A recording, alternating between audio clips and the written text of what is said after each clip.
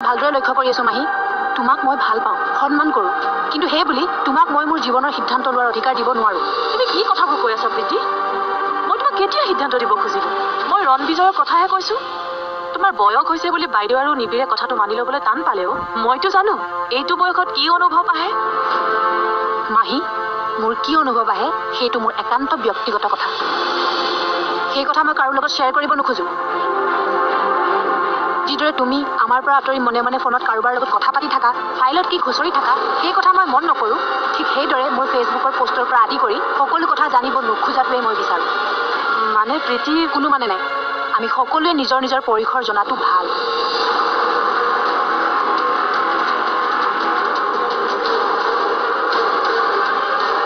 আপুনি কিয় ইমান লৰালৰি কৰিছে মই বুজি পোৱা নাই স্বামীৰা মাজনীয়ে যে স্মৃতি শক্তি হেৰুৱাইছে সেইটো এতিয়াও বাহিৰৰ মানুহক জানিব দিয়া হোৱা নাই সেইকাৰণে তাইক ঘৰৰ পৰা ওলাইও যাব দিয়া নাই কিন্তু তাইতো নৰ্মেল জীৱন কটাব লাগিব নহয় তাই গাভৰু ছোৱালী আজিহে তাই কথাবোৰ পাহৰি আছে দুদিন পিছততো তাই এইখন পৃথিৱীতে আকৌ সহজ হৈ পৰিব সেইকাৰণে মই বিচাৰিছো এই পৃথিৱীত তাই কিছুমান নতুন সম্পৰ্ক গঢ়ক সেই বিষয়ে আমি তাইক বুজাম কিন্তু পুৰণি সম্পৰ্কবোৰ তুমি কি ক'ব বিচাৰিছা পিতা কিবা কাৰণত সেই ৰণ বোলা ল'ৰাটোলৈ তুমি ইংগিত কৰা নাইতো ৰণে তাইৰ মোবাইলত ফোন কৰিছিল মইহে কথাটো ফালৰি কাটি আনিছিলো আমাৰ মাজনীহে তাক পাহৰি আছে কিন্তু সেইটো পাহৰি যোৱা নাই কেৱল আপোনাৰ সমকক্ষ হ'বৰ কাৰণে ল'ৰাটোৱে বিদেশত গৈ অকলে অকলে সংগ্ৰাম কৰি আছে সেয়া জানো আমাৰ পৰীৰ প্ৰতি তাৰ অফুৰন্ত ভালপোৱা আৰু প্ৰেম নহয় কথাবোৰ সেইদৰে ভাবিলে বা কৰিলে আমি আমাৰ ছোৱালীজনীক হেৰুৱাব লাগিব বিভা তুমি কথাটোৰ গভীৰতাটো কিয় চিন্তা কৰা নাই পুৰণি কথাবোৰ স্মৃতি কৰিলে মগজুত জোৰ দিলে তাই কমাত গুচি যাব পাৰে আমি এখন তৰোৱালৰ ওপৰত খোজ কঢ়াৰ দৰে হৈছে জানানে অলপ বেলেঞ্চ হেৰুৱালে মৰাত্মক ঘটনা হ'ব তাৰমানে আমাৰ পৰীৰ কাৰণে নিবিৰে উপযুক্ত হ'ব বুলি আপুনি ভাবিছে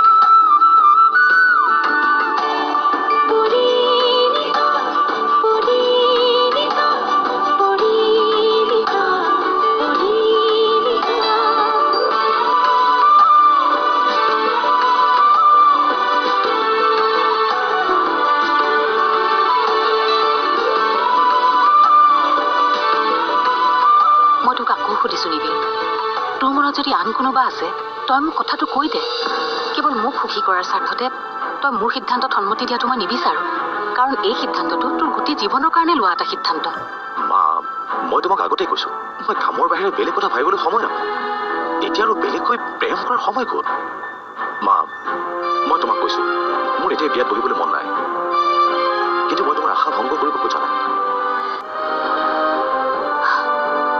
চা বাবা সেইখন ঘৰৰ একমাত্ৰ ল'ৰা হিচাপে মোৰ মনৰ পচন্দৰ ছোৱালী এজনী আনি ঘৰখনৰ দায়িত্ব দিব বিচৰাটো মোৰ মনৰ এটা হেঁপাহ কিন্তু তোৰ মনটোক মাৰি মই মোৰ হেঁপাহ পূৰণ কৰিব নিবিচাৰোঁ পৰিণীতা আৰু তেওঁলোকৰ ঘৰখন আমাৰ ঘৰৰ লগত সকলো ফালৰ পৰাই মিলে কিন্তু পৰিণীতাৰ তাৰ অতীত আহি যদি আমাৰ ঘৰখন স্পৰ্শ কৰে তেতিয়া তাইৰ মনত তেতিয়া আৰু কোনো অতীত নাই নিবিৰ তই তাইক আঁকোৱালি ল'লে তইহে তাইৰ বাবে অতীত বৰ্তমান ভৱিষ্যত সকলো হৈ পৰিবি পৰিণীতাক এতিয়া প্ৰয়োজন অফুৰন্ত মৰম আৰু সেই মৰম এতিয়া আমি তাইক দিম।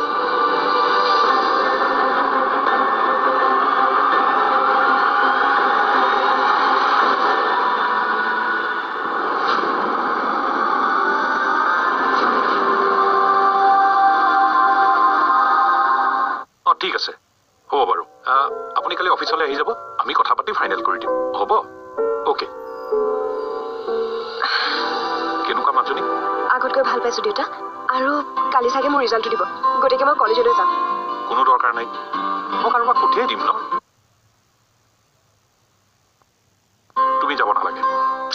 আৰে দেউতা, নিজৰ ৰিজাল্ট নিজে চোৱাৰ আনন্দটোৱে বেলেগ, আৰু বেলেগে গৈ মোৰ ৰোল নম্বৰৰ জেগাত কাৰোবাৰ ৰোল নম্বৰৰ ৰিজাল্ট চাই আহে। কোনো গতিকে নাই। তুমি কমপ্লিটলি ফিট নোহোৱালৈকে কলৈকো যাব নোৱাৰা, আৰু ৰিজাল্ট কলৈকো পলাই নাযায় নহয়। প্লিজ দেউতা, মই পাৰিমতো। আচ্ছা ঠিক আছে, মই ঘৰৰ গাড়ী লৈ ড্ৰাইভাৰ লৈ যাম, হ'বনে? মাজনী প্লিজ প্লিজ প্লিজ।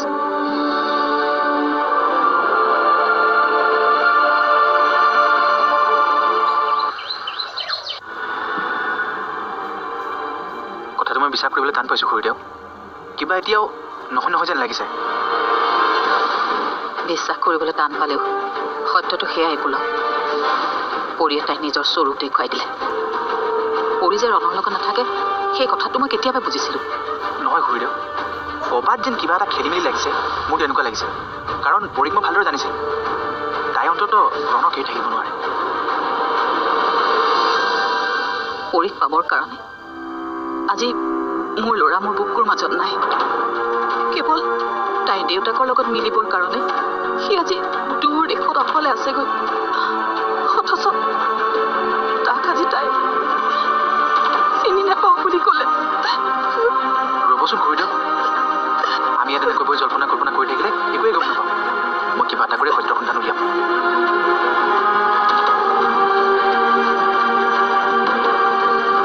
তাই অন্তত ৰণক এৰি যোৱাৰ কাৰণটো ক'ব লাগিছিল।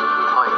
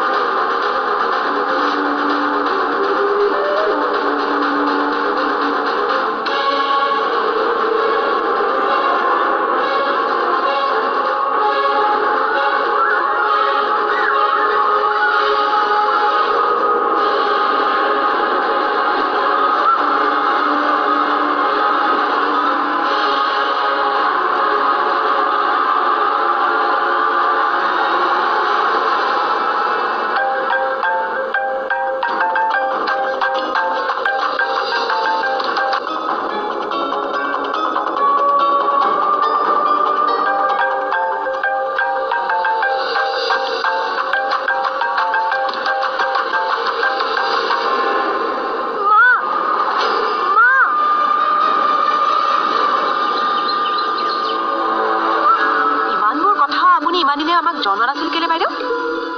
কিনো জনাম আৰু মামনি, ৰণে তাইক খুব ভাল পাইছিল, এতিয়াও পায়। তাইক আমাৰ ঘৰলৈ এবাৰ লৈ আহিছিল নহয়। তাৰপাছত এনেকুৱা ধনী ঘৰৰ ছোৱালীবোৰ তেনেকুৱাই। মই দেখোন আপোনাক কৈয়ে থাকো, ৰণৰ কাৰণে ভাল ছোৱালী এজনী চাব লাগে। আপুনিহে মোৰ কথাত গুৰুত্ব নিদিয়ে। বাইদেউ, আচলতে আমাৰ দৰে পৰিয়ালবোৰে আমাৰ দৰে মানুহৰ লগতে সম্পৰ্ক কৰিব লাগে। আমাৰ ঘৰটো বিশাল অট্টালিকা নহ'ব পাৰে, ঘৰত 2-3খন গাড়ী নাথাকিব পাৰে, তথাপিও আমি আৰু ইমান নিচলা নহয় দিয়কচোন। ৰণে পৰিক বিয়া কৰাই আনি সুখত আৰু আৰামত ৰাখিব পৰা সকলো ব্যৱস্থাই আছে আমাৰ ঘৰত। হওঁতে হয়, কিন্তু সেই মিলা নিমিলাৰো কথা আছে নহয়। এতিয়া আমাৰ সেই পপিলেকে চাওকচোন, আপোনালোকৰ ঘৰখনৰ কথা ক'লে তাই যিমান ফূৰ্তি পায় অন্য ঘৰৰ কথাটো নেপায়।